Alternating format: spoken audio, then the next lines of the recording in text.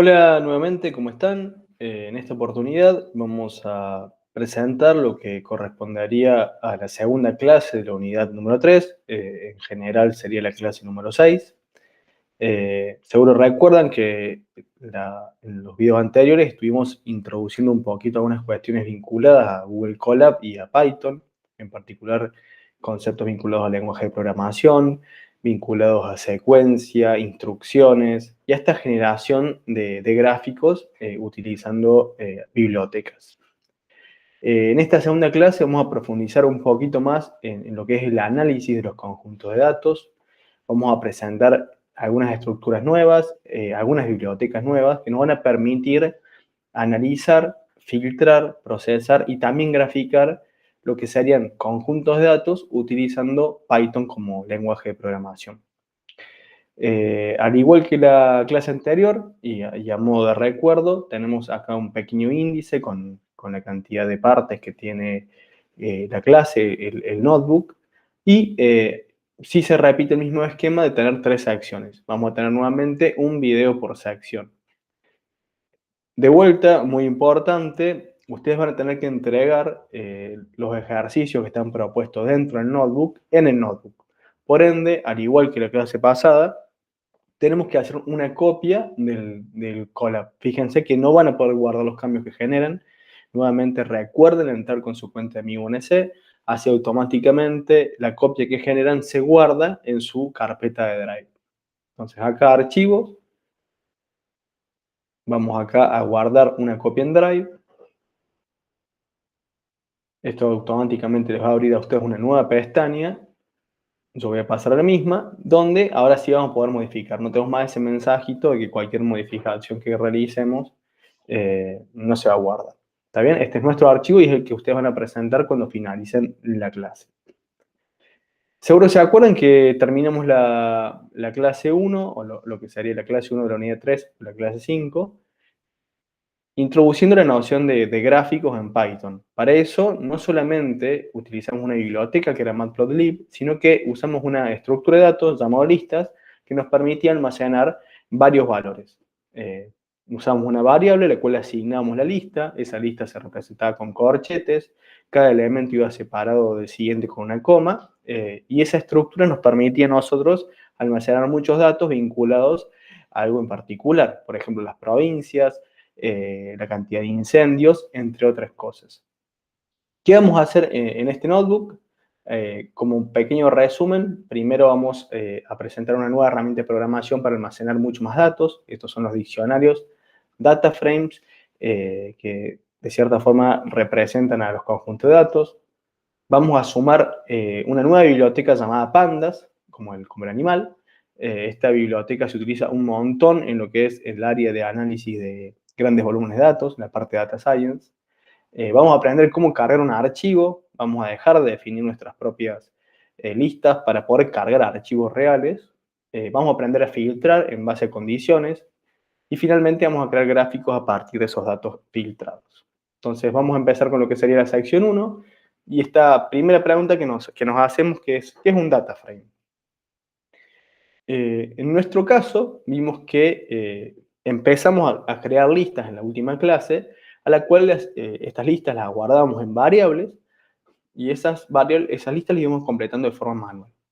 ¿Es la única forma de representar los datos de una planilla usando listas? No.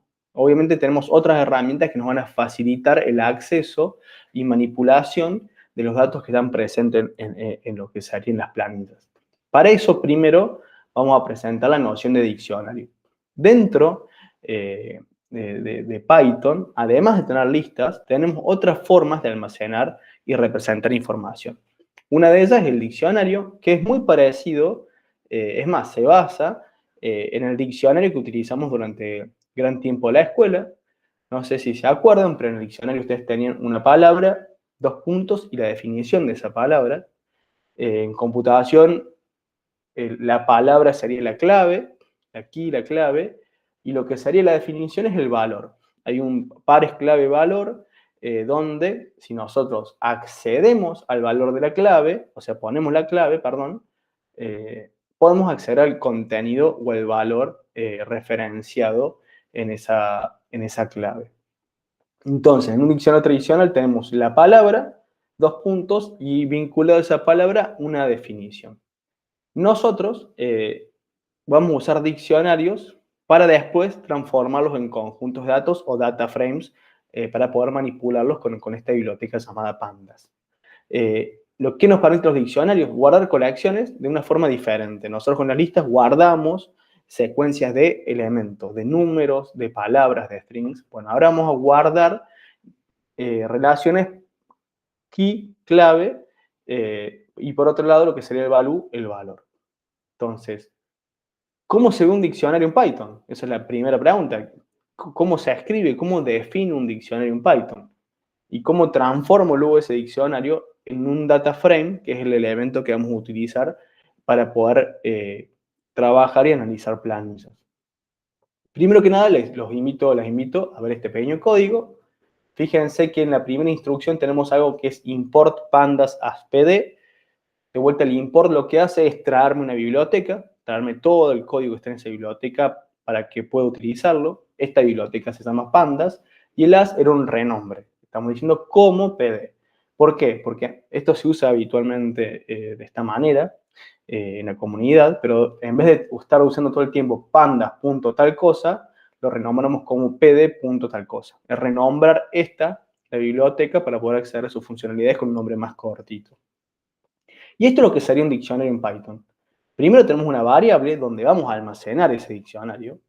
¿Se acuerdan que los nombres de variables para nosotros son importantes? No solamente representar la sintaxis, respetar la sintaxis, sino que ese nombre sea representativo con respecto a lo que quiero almacenar.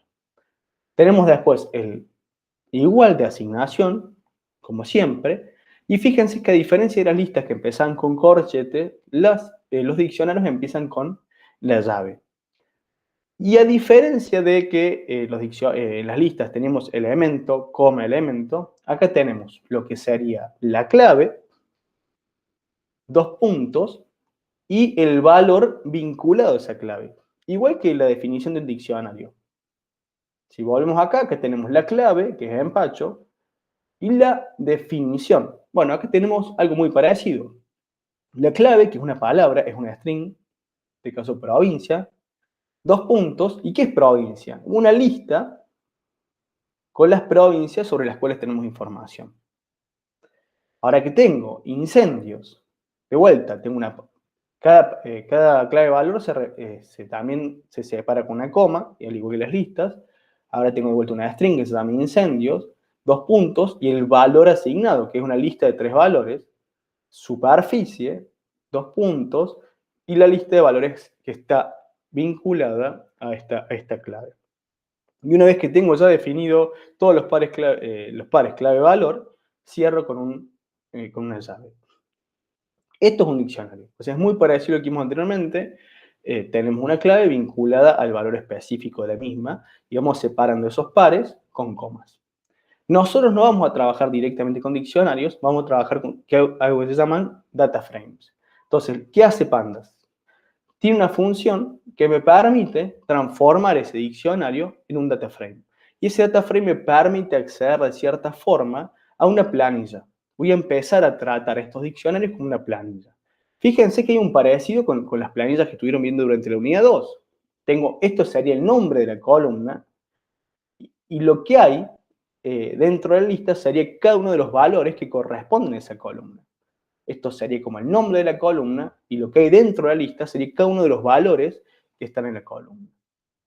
Entonces, yo cuando transformo, usando esta función que se llama pDataFrame, le paso el nombre de la variable donde tengo almacenado ese diccionario y lo muestro acá con dfInicio. Ya les voy a mostrar.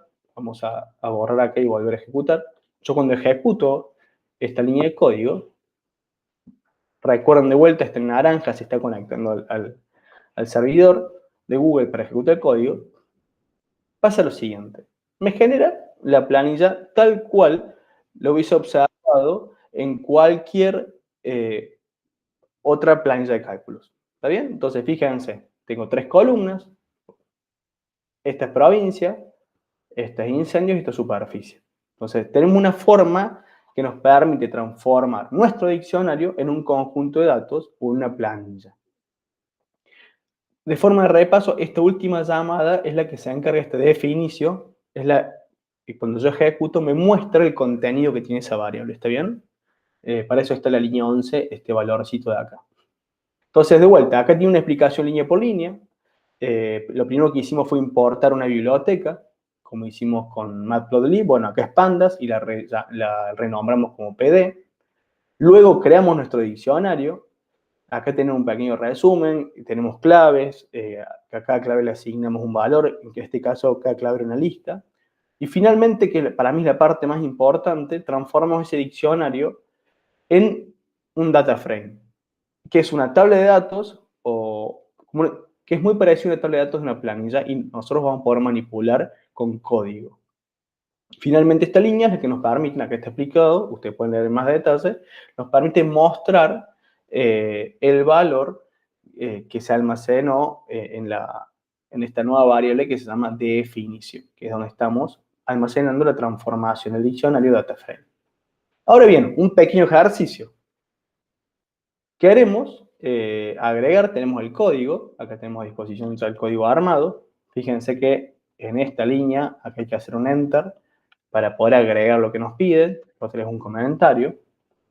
Nos está pidiendo que agreguemos un nuevo elemento en el diccionario cuya clave, es decir, una clave asociada a un valor. En este caso queremos agregar como clave bosque nativo, la palabra bosque nativo, una string que está en comillas simples, y el valor, la lista 500, 220 y 100. Entonces, ¿qué hay que hacer? Primero que nada tenemos la coma, sumamos un enter, ponemos las comillas simples. Fíjense que se va a autocompletar. Siempre recuerden esto, yo les voy a volver siempre a recomendar lo mismo. Escriban ustedes para estar seguros, para luego autocompletar.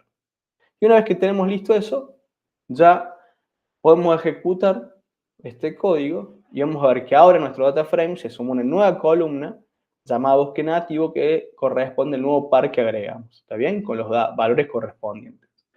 Recuerden que la posición del elemento de la lista corresponde a cada posición de la lista siguiente. O sea, Salta es la provincia de Salta, la cantidad de incendios es 10, la superficie es 1000 y el bosque nativo 500, por ejemplo, que es lo que vemos acá, la fila completa.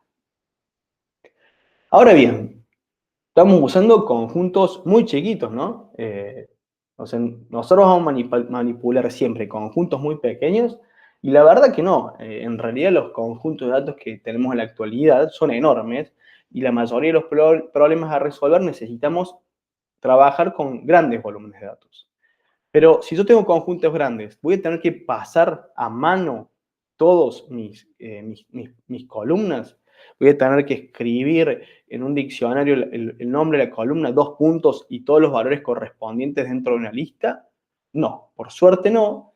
Y nosotros lo que les vamos a compartir acá es un pequeño script, un pequeño programita, en el cual vamos a descargar. Esto lo explicamos medio por arriba porque, bueno, es parte de la actividad, pero lo que hace este código de acá es busca una carpeta que está en GitHub. GitHub es como un repositorio donde se suben códigos, bases de datos, conjunto de datos. Es como un Google Drive de programadores.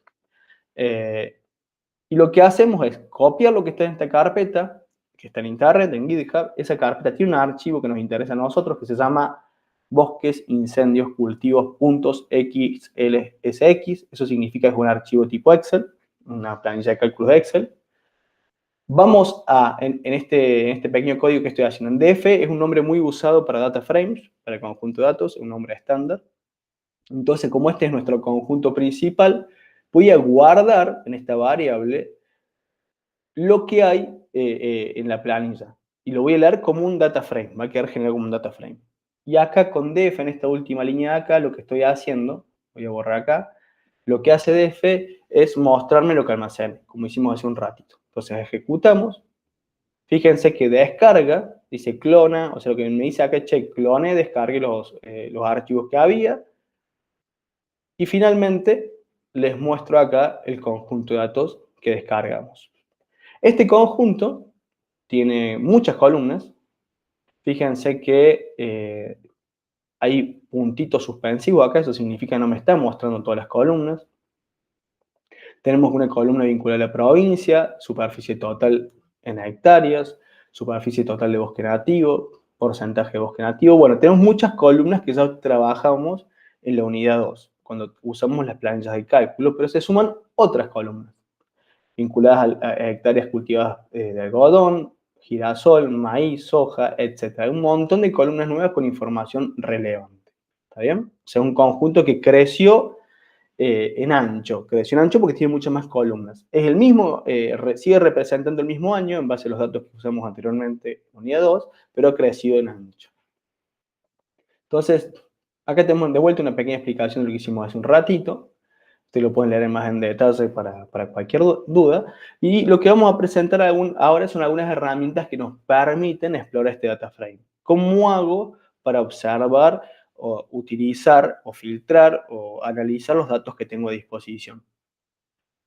Fíjense acá, primero que nada, recuerden, y esto es muy importante, que si se nos desconecta por algún motivo particular la conexión al servidor, esa variable que yo ese data frame que descargue se va a perder. O sea, siempre cuando esto se ponga en rojo, les avisa, che, se ha desconectado la sesión, van a tener que ejecutar nuevamente esta instrucción para descargar el conjunto y volver a utilizar.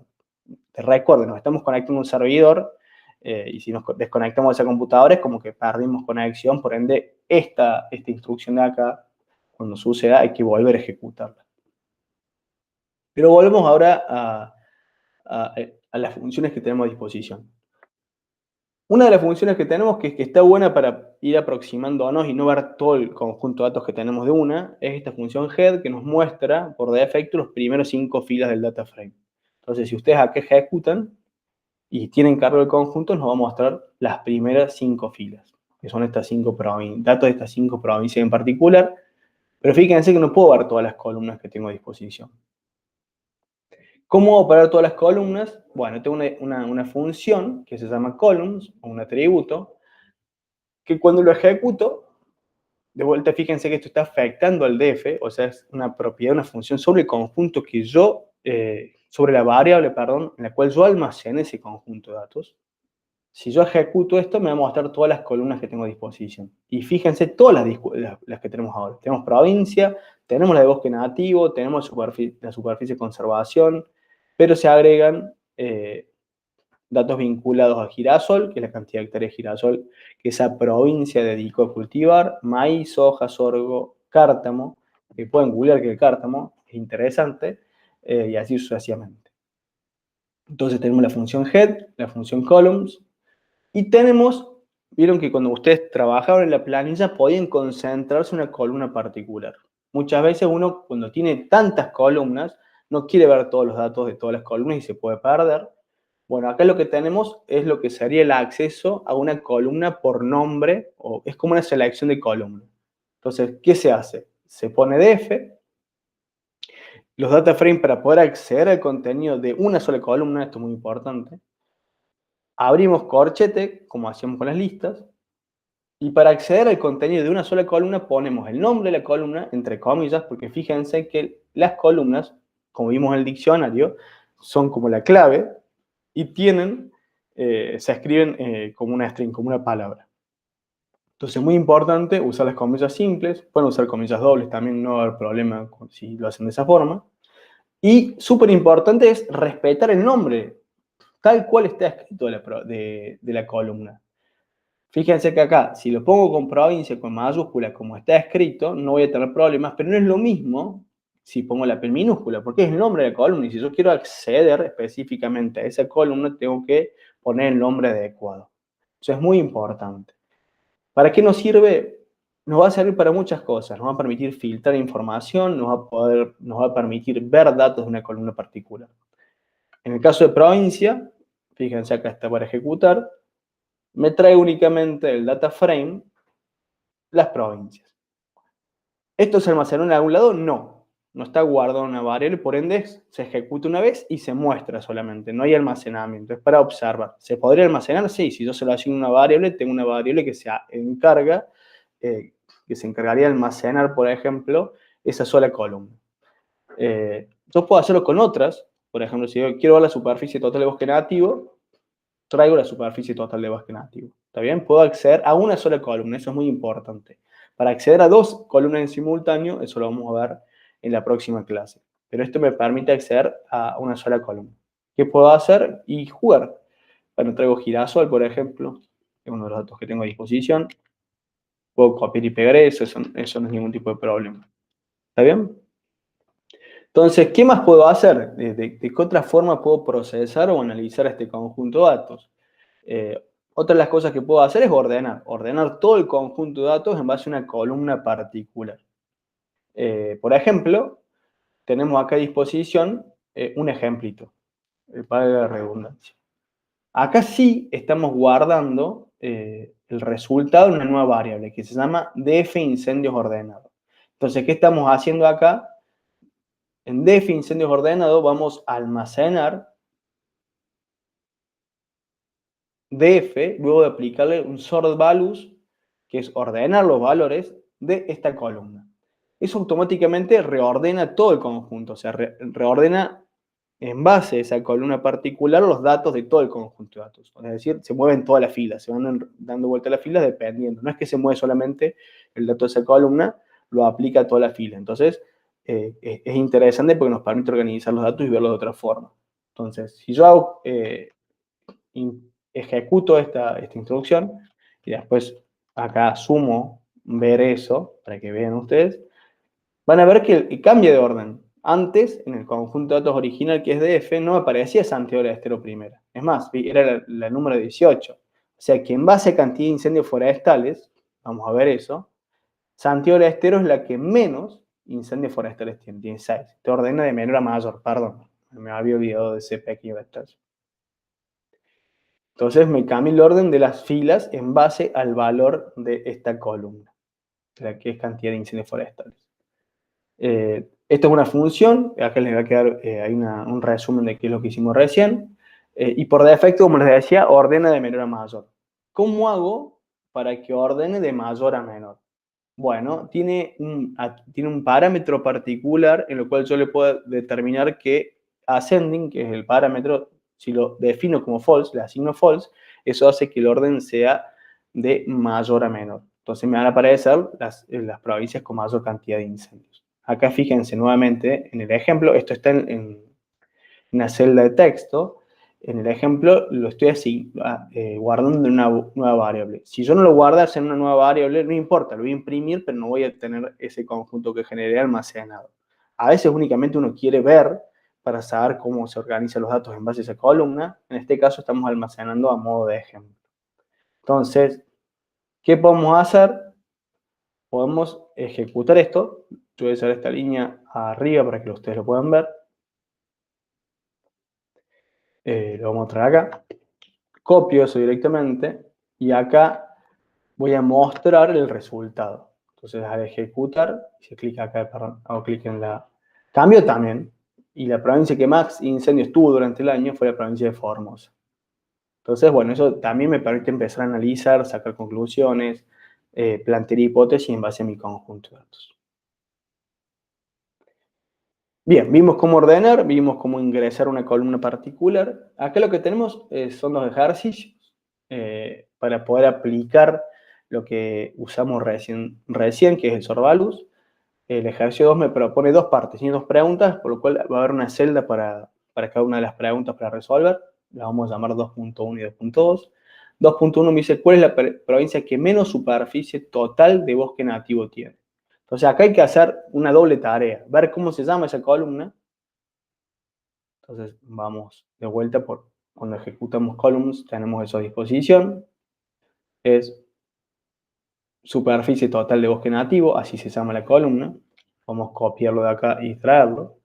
Y nos pide la provincia que menos superficie bosque, queremos conocer cuál es la que menos superficie tiene, entonces bueno, ordenémoslo de menor a mayor, y la primera que aparezca es la que responde la pregunta. Entonces, podemos guardarlo en una nueva variable, justo acá tenemos la solución abajo, lo podemos usar. Dice df ordenado menos hectáreas bosque nativo, organizo, tengo que hacer el df, que es el data frame original, que es donde nosotros descargamos el archivo, Ejecutamos y ahora podemos responder esa pregunta, que es Río Negro. Y el ejercicio 2.2, que se lo dejo a ustedes, me pide cuál es la provincia que más superficie total de bosque nativo tiene. Eso pueden resolverlo en base a lo que vimos recién. Pista, van a necesitar Sorbalus, van a necesitar organizar el data frame original y van a necesitar usar el parámetro como lo hicimos hace un ratito en este ejemplo de acá.